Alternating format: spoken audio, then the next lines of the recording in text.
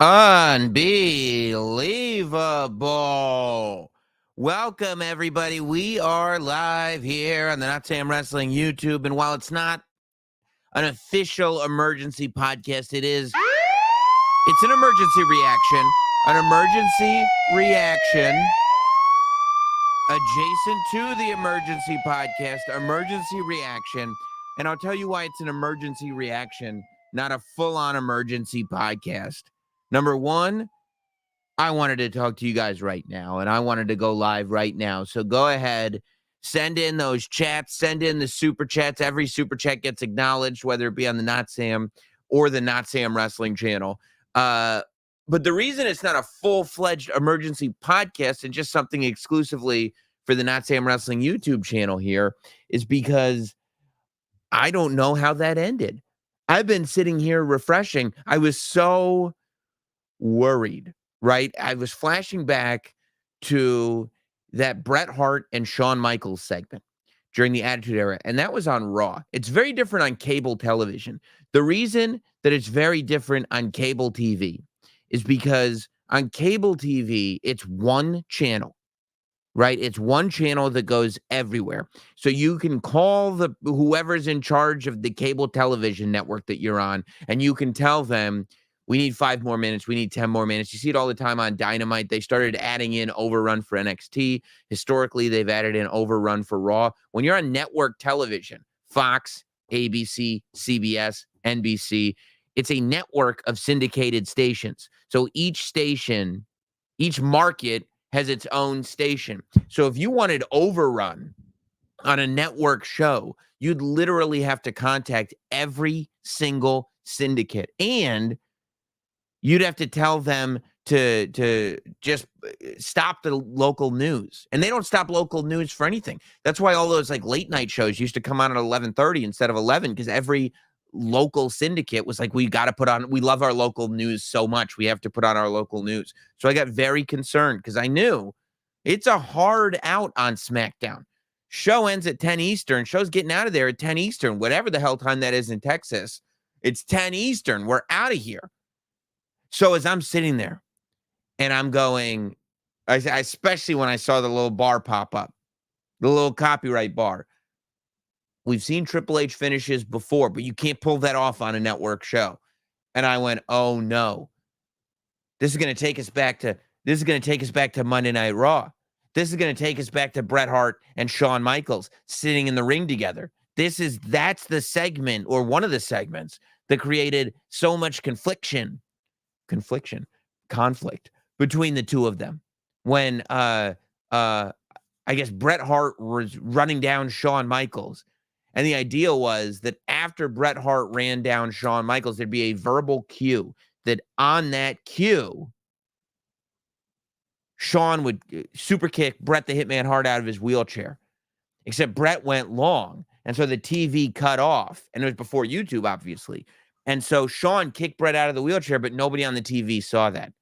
And Shawn felt like at the time he didn't get, or reportedly didn't get to have that moment. So Bret Hart just ran him down, and then the show ends. And so he looks like a schmuck. And so I was very worried that the show was not going to get that slap in. But boy, at least in New York, boy, did they get it in right at the buzzer. Perfectly timed. What a note to end on. That The Rock looks at Cody Rhodes and he goes, 20 years between your siblings? You know why? Because you were a mistake. Ooh, that hurts. Oh, that hurts.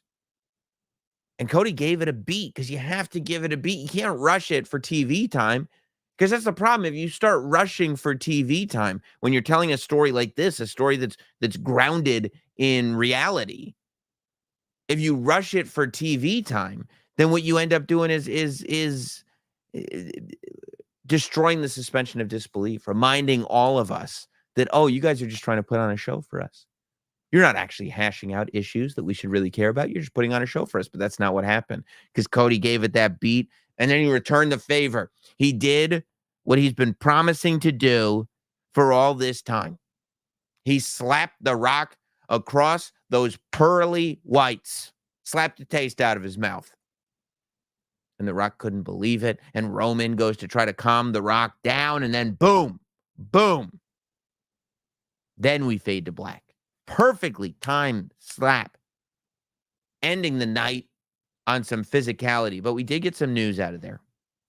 And I already see people asking straight up. Timothy goes right there. I'm going to throw you on here, Timothy. Even though you're not a super chat, and I should only be doing this with super chats, does Cody finish the story at WrestleMania? That's the question now. Because Cody has found himself in a SummerSlam 93 Lex Luger scenario. The Rock used the boss card. The Rock used the TKO card. Board of Directors card. TKO owns WWE. I sit at the board of directors. That means I'm your boss. And he said he's going to try to get the title off of Seth.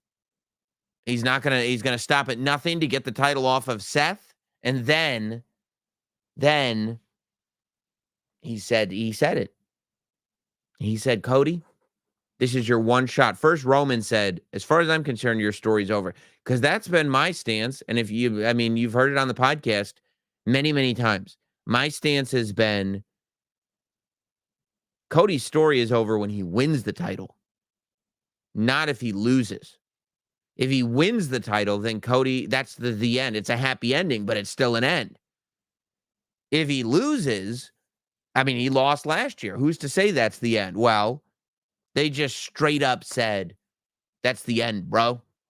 If you lose, you ain't getting another title shot. Roman said it first. And then The Rock reiterated, this is not Roman's preference. This is coming from the board of directors. If you don't win this match, you won't get another shot at Roman Reigns. Which, when the drama's that high, people are asking, look, if you got questions, super chat them in. I'll go to every super chat as they come in.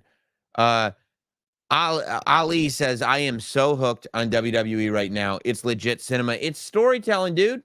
That's what it's all about, is the story. Because now you're looking at, okay, what's the most dramatic turn of events?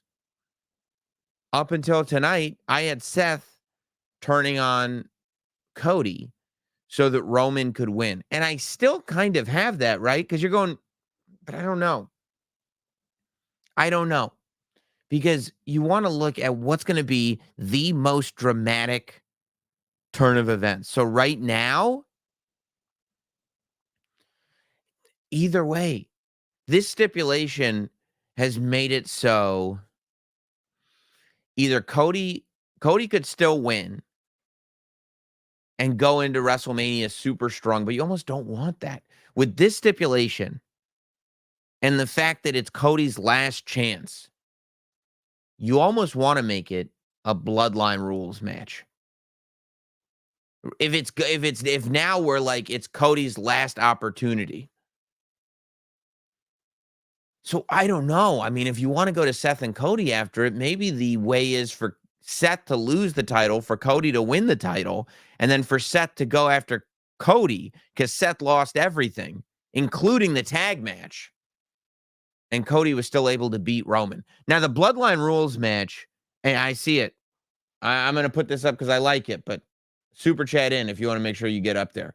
Best SmackDown ending in the last 20 years. It's timing, dude. It's all timing. And you're right. I have trouble picturing a world that Roman Reigns is actually not the champion. I can picture the moments. You're right about the moments. Look, there's a version of this where, and then other people are saying them cutting off. First of all, them cutting off early was horrible. Nobody cut off early, dude. The show ends when the show ends. There's no cutting off early. It's the same thing for what they did with Sting. I saw people going like it's a choice. Why would they choose to cut it off? They're not choosing.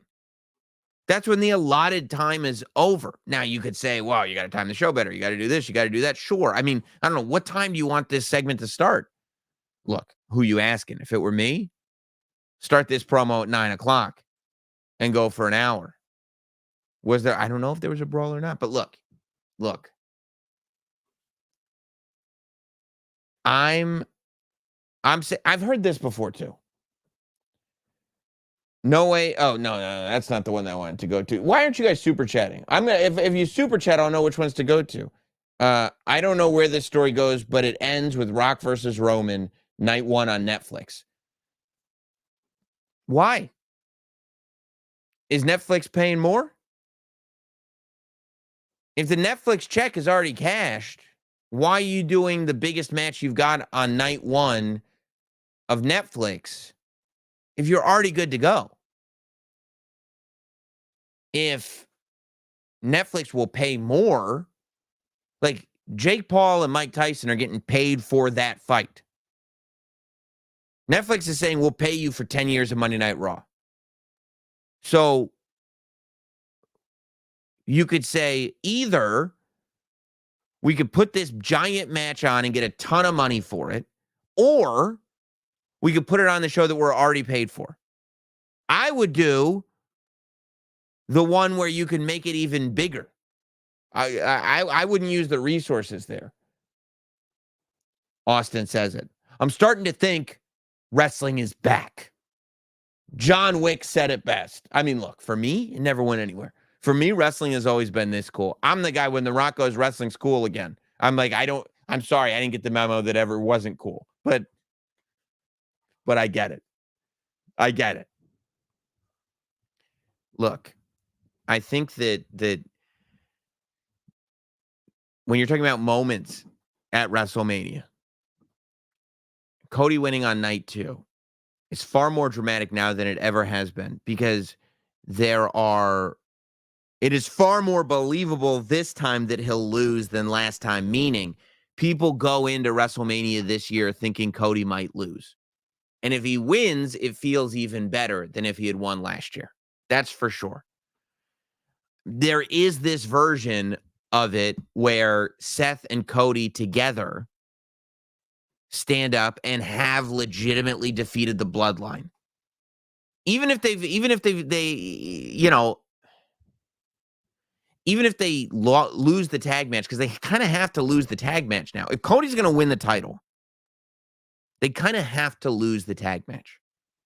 And I've heard all the theories about the Bloodline rules thing, about how that devolves into like an Avengers Endgame scenario where all the enemies of the Bloodline step forward and we end up in this amazing end of night 2 thing where the Bloodline has to pay for everything that they've done in the past. And while I get it, it doesn't make sense to me. Bloodline rules would seem to dictate that the Bloodline would make the rules, which would mean that if you've got, why would the Bloodline go, anybody's allowed to come to the ring? Why wouldn't the Bloodline just say only Bloodline members are allowed to come to the ring? Like, and besides that, why would the people that have moved on, like Jey Uso coming to the ring would make sense, because he's still technically Bloodline because he is in the line of blood. He's his family member. So you could play it that way, but and like some of them are like Drew McIntyre coming out. Drew McIntyre, theoretically, his whole heel persona is based on the problems he has with the Bloodline. But it would make no sense for Drew McIntyre, when he's finally gotten over as a heel, to come out and be a babyface and fight the Bloodline. Sammy and KO, maybe, but they seem to have moved on too. And again, why would the Bloodline allow that to happen under Bloodline rules? And is this the whole WWE beating the Bloodline, or is this Cody Rhodes finishing his story and beating the Bloodline? Sadzilla, super chat in. I'll throw your super chats up here. Did Roman go too far with the cross-dresser line? I could see people getting into an uproar about it. Well, I don't know if people are going to get into an uproar about it, but I could certainly understand why people would not like that. I mean, Roman has the leniency of being a villain, so he can say villainous things. But at the same time, it's a little, I don't know if that line will stick now the way it would stick in like the 90s or something like that. You know, it felt a little out of place. Yeah, so I kind of feel like the idea of Cody winning under Bloodline rules should not be everybody comes out and helps him out. It should be he's able to absolutely fight from the full depths of underneath. And I don't think The Rock should turn on Roman at WrestleMania either. I think that if The Rock's going to turn on Roman surrounding WrestleMania, it should probably be because he loses the title and The Rock's disappointed in him, not the other thing. So yeah, I don't know. I love the stipulation added to this match. I think that the stipulation added to the tag match is the thing that makes it great. I can't tell you that I was 100% on the side of there being a tag match to main event. I don't necessarily love the idea of people wrestling on night 1 and night 2, only because if it's the main event of night 2, let's wait 2 nights to finally see these people. But the fact that you've added that stipulation, I think makes all the difference. Because the story that you're telling now is it's all or nothing for Cody. He either has the match with Roman under his absolute fantasy best case scenario rules, or, forgive the pun, it's an absolute nightmare. Seth answering for Cody, I think, is a thing. I liked that there was the back and forth. I liked that Cody or Seth, whoever said it, was like, "Oh, I appreciate Fever showing love. Thank you, buddy." The fact that Rock got pointed out for going, "Hey, didn't you just pledge your allegiance? Didn't you just acknowledge Roman Reigns as your chief?" And then minutes later, when Seth Rollins answers for Cody, boom, now that has to get answered for. It's legit.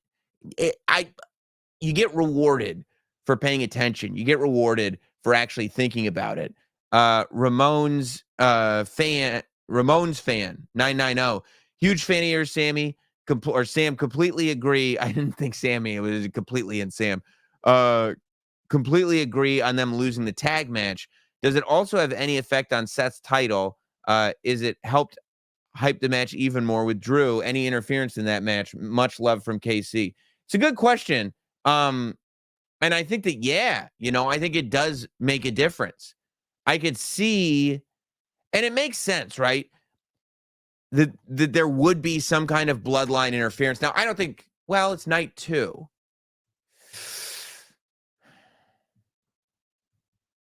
If you're not going to turn Seth, you could have Seth lose to Drew and do Seth and Rock as your next big giant Seth match, right? If you're looking to do another Rock match, because I think there is this idea that The Rock is not here for a one and done. That we're telling a longer story here. I personally feel as though we're going to see Rock and Roman at WrestleMania 41. I think that that's the time to do that match. But in the meantime, I think Rock versus Cody and Rock versus Seth are still matches you can have.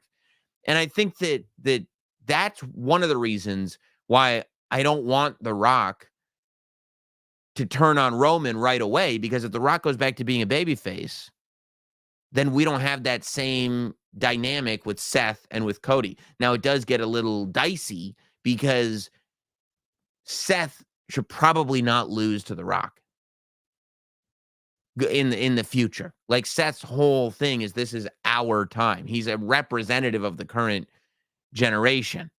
So the idea that he would lose to The Rock, but then also The Rock should not lose to to Seth, because The Rock probably shouldn't lose any matches before he faces Roman, because you want to believe that The Rock is this insurmountable obstacle that Roman simply cannot defeat. But I do see, I see The Rock as a villain in an eventual match with Roman Reigns. But there is a different way to play it. there is a way to play it where coming off of WrestleMania, the Bloodline turns on The Rock. Everybody's waiting for The Rock to turn on Roman. But there is a version of this where the Bloodline turns on The Rock. It would be kind of cool to see the whole Bloodline turn on The Rock. And like Roman's whole thing, like I've been looking at it from my perspective of Roman is obviously insecure at the level of adulation that The Rock gets. But what if you had Roman prove his dominance by turning on The Rock and having Roman be the guy that The Rock can't beat? Like Roman beating Rock if Roman's a babyface. That's interesting, and that would take a lot of turns. And some people don't believe that Roman can be a babyface. I'm not one of those people. I think he absolutely can, but some people believe that. The idea that this version of Roman as a heel continues on, and then is able to beat The Rock as well, and just adds it to his trophy collection, it's kind of awesome. Murder the Rebel. What if Seth Rollins win, Roman loses, The Rock keeps saying he's going to take this title, The Rock becomes the new head to lead to Rock versus Roman. Okay, so you're saying Roman loses the title. Seth keeps his title. Rock goes after Seth. Rock takes Seth's title. Rock is the only champion in the Bloodline. I mean, look, there is something to this idea that Rock wants to take the title away from Seth Rollins. I think the idea that The Rock is actively wanting to take the title away from Seth Rollins would lead me to believe that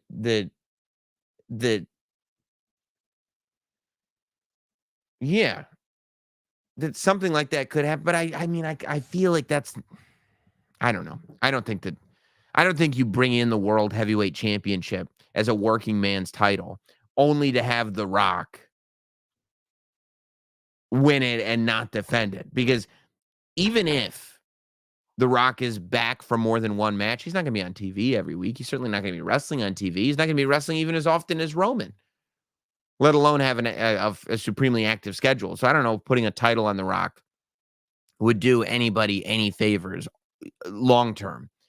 So yeah, I do, and I kind of feel like the idea of, so Seth and Cody lose.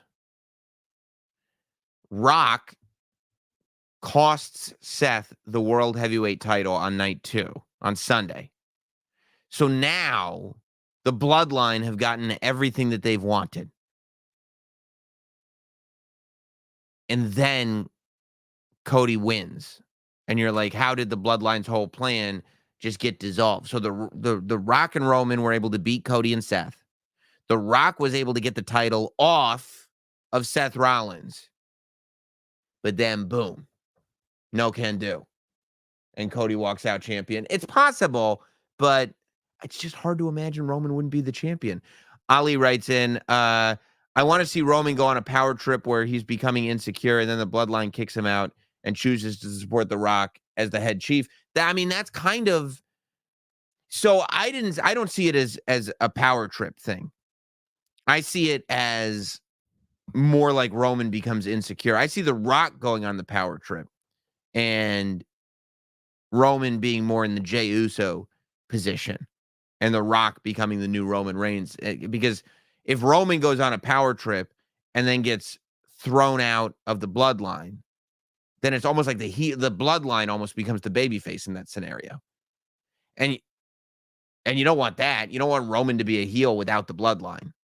So, my man Carlos writes in, I've been to 24 WrestleManias, and this one I'm in. Yes. I don't know how many I've been to. I think let's see. I went to 20, 24, 29, 30, 31, 32, 33, 34, 35, didn't go to 36, didn't go to 37, 38, so 11. This will be my 12th WrestleMania. I'm not counting the 2-day deal, by the way. Not counting the 2-day deal. Yeah, this will be my 11th or 12th. Whoa, what do we have here? Greetings from Nagasangola. Thank you, my friend. I appreciate you, dude. Good to have you here. So, yeah, I mean, that's kind of... So, all these scenarios painted.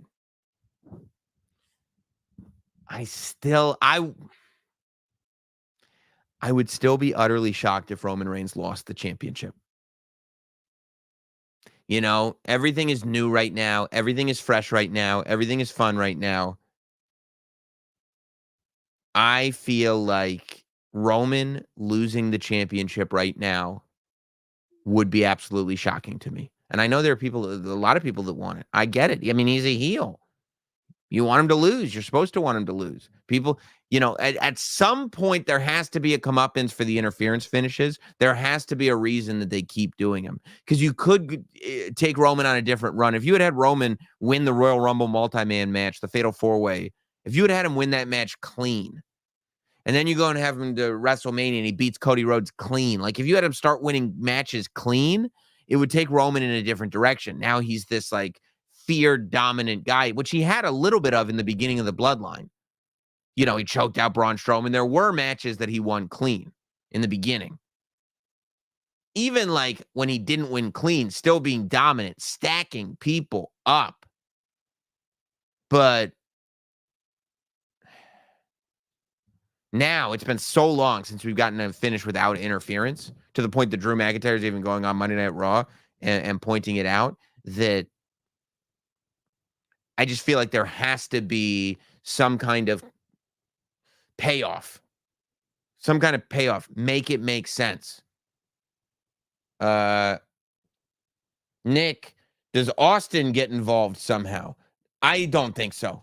So, people keep saying Austin, right? And I get that Stone Cold Steve Austin has history with The Rock, but not really this Rock. First of all, not really this Rock. And second of all, what happened the last time Rock and Stone Cold Steve Austin met at WrestleMania? I'm not talking about WrestleMania 30 when they were standing in the ring with Hulk Hogan, who he's calling the building the wrong name. I mean, the last time they were in the ring together.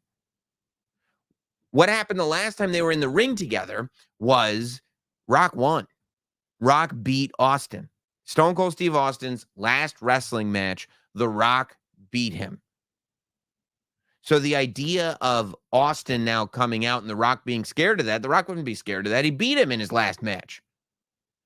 So, you know, and it just doesn't make any sense. Like, the story The Rock's telling is not like, oh, hey, remember I fought Stone Cold at WrestleMania? It's the Bloodline story. So that doesn't hold any weight whatsoever for me. I think if Stone Cold's going to be at WrestleMania, he should do the Grayson Waller effect. And you have Austin Theory kind of annoyed because 2 years ago at WrestleMania, Stone Cold Steve Austin stunned Austin Theory. So he's annoyed that Grayson Waller would have him on, because you are building this tension between Theory and Waller. You are building this thing where first it was Elimination Chamber. Then it was Waller throwing Theory under the bus and putting him in that Randy Orton main event on SmackDown last week. Now it's WrestleMania, and he's like, why would you book this guy? He stunned me last year at WrestleMania. And Austin goes, oh, you mean like this? He stuns Austin Theory. Ha ha. Grayson Waller's laughing. He's like, no, mate, I loved it. I loved it, mate. I loved it, mate. I want to know if you're ready for the Grayson Waller rub. Stone Cold Steve Austin says, what? He goes, I want to know if you're ready for the Grayson Waller rub. And he asks Stone Cold Steve Austin to do him the great honor of doing a shoey. Do a shoey with me. A shoey. A shoey. Grayson takes off his sneaker, pours the Steve Weiser into it, drinks. Steve drinks. He's like, yeah, cheer. Let's do it again. Takes a second drink. Stunner. Grayson Waller goes flying out of the ring. I feel like that's what Stone Cold does this year at WrestleMania. Grayson Waller effect, stun him, and further build Stone Cold and I mean, I'm sorry, Grayson Waller and Austin Theory. But I think it's totally out of place to do it in the Bloodline story. It makes no sense. And I see like John Cena popping up here. It might make a little bit more sense because of the Solo Sikoa thing, but unless you're willing to do another, but again, why? Like, if you're going to do another John Cena Solo Sikoa match, okay, but why is John Cena mad at Solo Sikoa? Last time I checked, Solo Sikoa Samoan spiked him in the throat like 12 times. If you're a wrestler and your opponent Samoan spikes you in the neck 12 times, you shouldn't be mad at them. You should be mad at yourself. You were in a match. He did his finisher to you 12 times in a row. That's not his fault. That's your fault. Ali writes in, thoughts on Drew Seth Twitter interaction? I think it's great. I think it's exactly what wrestling social media should be used for. I think it's awesome. I'm sorry, I'm kind of pushing for Roman winning, and I love Cody. I get it. So damn hard, a clean finish, then F your story, then what? I want the insanity. I don't want the cinema to end. Am I a bad person? No, dude. No, absolutely not. I think you're a great person for wanting that. I love that idea. I mean, in my world, baby faces win every single match on that whole show. Maybe, except Seth, maybe Seth too. Sami Zayn wins the Intercontinental title. Cody and Seth beat Roman and Rock. Logan Paul loses the United States Championship. Rhea Ripley retains. She will be the babyface by the time they get there. I know, but everybody's going to love Rhea Ripley. Bayley wins the championship. Every feel-good moment you could possibly have, you have on the way there. If they make the match, put the tag title on the Awesome Truth. Everything, feel good, then Roman beats Cody. Oh, are you kidding me? That I want it, dude. And I'm not a bad person. I don't consider myself a bad person. Lehman writes in, another show. Sam is an absolute madman. We don't all have parents funding our exorbitant lifestyles, Lehman.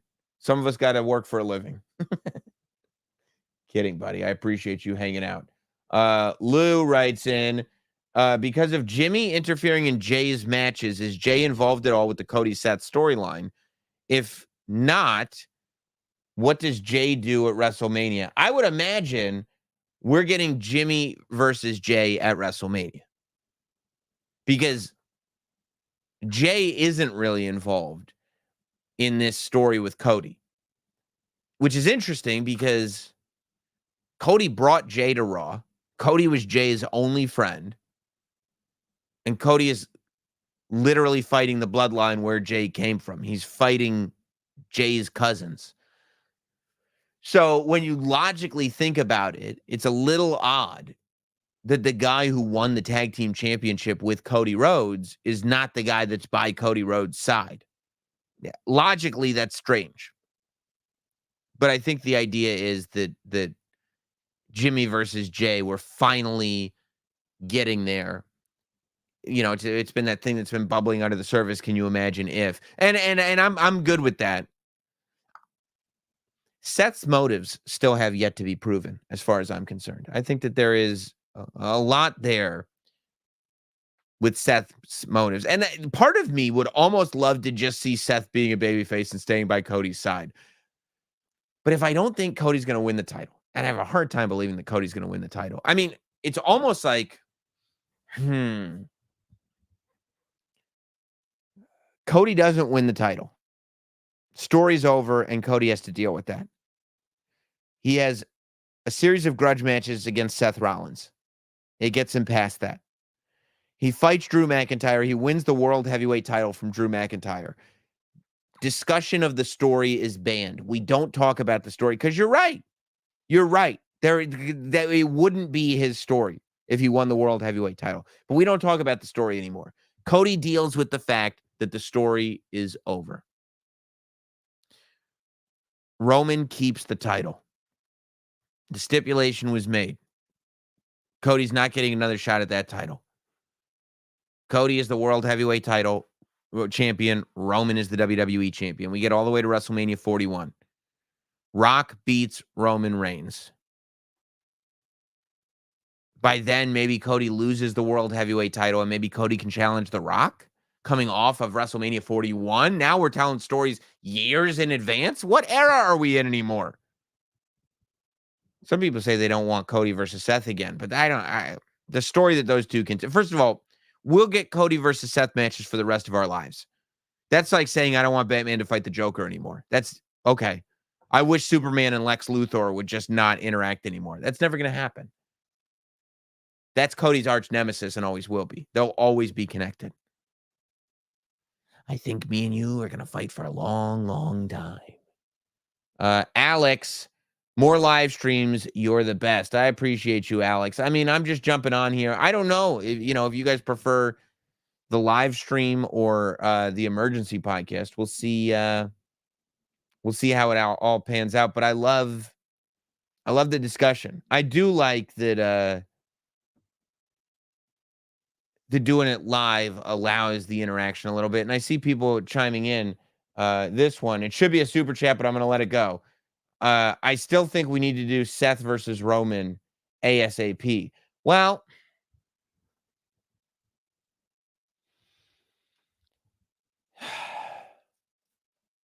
do you try to get there? You could have Seth beat Cody and then go on to face Roman. So what's that? WrestleMania Backlash.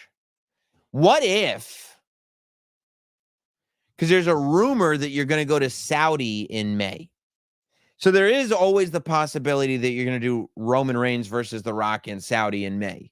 That's just a rumor, and it is possible. But what if Seth costs Cody? Cody versus Seth at WrestleMania Backlash in France. Seth beats Cody. So Cody loses at WrestleMania and then loses at Backlash. And then we do Seth versus Roman in Saudi in May. Maybe this will be the year that Cody wins the Money in the Bank. There were rumors that was going to happen the year that he tore his pec. Remember Cody did that commercial for Money in the Bank in Vegas, and he said the winner, and I talked to him about this in the interview that we did a year or so ago, or over the summer, whenever it was. But remember that? And Cody said that the winner goes to WrestleMania to face the champion. Originally, there were rumors that Cody might win Money in the Bank his first year back. Except he tore his pec, so he never got to that Money in the Bank. Cody could win the Money in the Bank briefcase. Okay, well, now we're talking. Money in the Bank's in July. Cody loses at WrestleMania. Roman retains. Cody versus Seth in April. Maybe Cody versus Seth again in May. Cody goes to Money in the Bank on the 5th of July, wins the Money in the Bank briefcase. Cody is now able to cash in on Roman Reigns and get one more match. Cody goes to SummerSlam to face Roman Reigns right before Roman Reigns is about to become the third longest reigning champion of all time, beating Hogan's streak record, whatever you want to call it. I know some people don't like that, but they're wrong. Cody beats him right before he gets the Hogan number. And that's what leads to The Rock turning on Roman Reigns for good. That's possible. That's possible because I'm sitting there going like, well, if you have to wait until somebody else is the champion, unless you do Rock versus Roman at SummerSlam, but that seems like not what I would do. I would do it at WrestleMania. So you could have Cody win Money in the Bank this year. This year, if Cody loses at WrestleMania, I would put Tiffany Stratton and Cody Rhodes as my Money in the Bank winners. Because otherwise, I mean, it could be, I was an advocate for it last year. I would be an advocate for it this year. It could be Roman, Logan Paul winning the Money in the Bank, but I feel like, Seth, Cody winning Money in the Bank this year might be the way to go. We'll see. We'll see. See, they're saying if Cody loses, he's cooked. You said that last year. Everybody said that last year. Cody's the one guy that can survive losing. Cody's barely lost. Cody's lost 3 matches, 2 of them by pin only. He lost to Roman Reigns because of bloodline interference. He lost to Drew McIntyre because of bloodline interference. He's literally won all of the other matches. And the only other match that he lost, the win was avenged by beating Brock Lesnar at SummerSlam in the best match of that year's last year's SummerSlam, and having Brock give him a hug and put his arm up in the air. So, you know, I don't know, man. I don't know. Okay, see there, it's interesting. Super chat in. I'll put up your chats and we'll address them more directly. I'll address any super chat, but it's so interesting that we've gotten to WrestleMania this year, and some people, like I'm sitting here going, I just can't visualize Roman Reigns not being the champion. But there are others that can't visualize Cody not being the champion. Some people can't visualize the idea of Roman winning. And I can't visualize the idea of Roman losing. When is Priest going to cash in the briefcase? I mean, it all depends on what happens at WrestleMania. What I don't see happening, anybody that thinks that Damian Priest is going to get involved with Cody and Roman, that's a nutso scenario. That's crazy. And people go, well, Seth got involved with Roman and Brock. But when Seth got involved with Roman and Brock, nobody wanted that to be the main event of that year's WrestleMania. WrestleMania 31, people walked in with very low expectations. People were bummed out that that was the main event of that year's WrestleMania. Do you remember Royal Rumble when Roman won? When The Rock looked confused? You could argue that was the beginning of the story that we're telling right now. Nobody wanted that match to be that match. And so they were so thrilled that Seth Rollins came in and disrupted it. It would be the exact opposite in this scenario. Nobody wants Roman and Cody to get interrupted. In fact, most people are buying tickets and want to see Cody win. They just want to see their guy win the title. It's an interesting time, man. It's a very, very interesting time.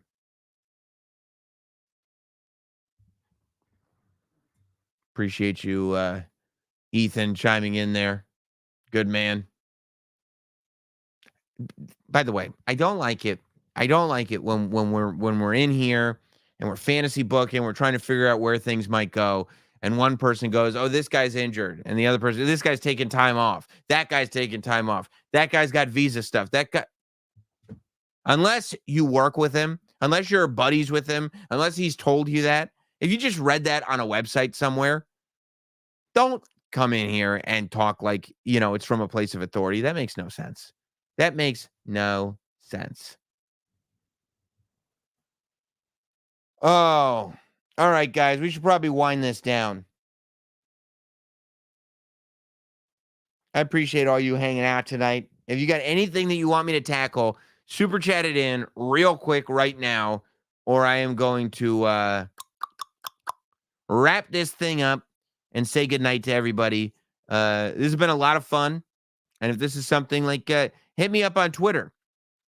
If you'd prefer this to an emergency pod, I don't mind doing a live stream, obviously. It's fun. I see people saying hello. Okay. All right. All right, guys. Appreciate you hanging out. It's been a lot of fun. I can't wait. Don't forget to get your tickets to the live Not Sam Wrestling Show. If you're going to be in Philly for WrestleMania, go to notsam.com and you can get tickets right now to see me Wednesday, April 3rd, 8 p.m., the Helium Comedy Club. It's the first event of WrestleMania weekend and one that you will not want to miss. Get those tickets now at notsam.com. Notsam Wrestling live at the Helium Comedy Club the Wednesday before WrestleMania, 8 p.m. It's always a good time. You can see on this YouTube channel the type of stuff we do at these live shows. You don't want to miss it. McNeil says Jade should cut Bianca's hair. I couldn't disagree more at all. I think that's a terrible idea. And yeah, don't forget to subscribe to the channel. Hit like on this video. Hit like on every video. We'll be here on Monday morning with a new episode of Not Sam Wrestling. We'll see you then. Have a good night, everybody.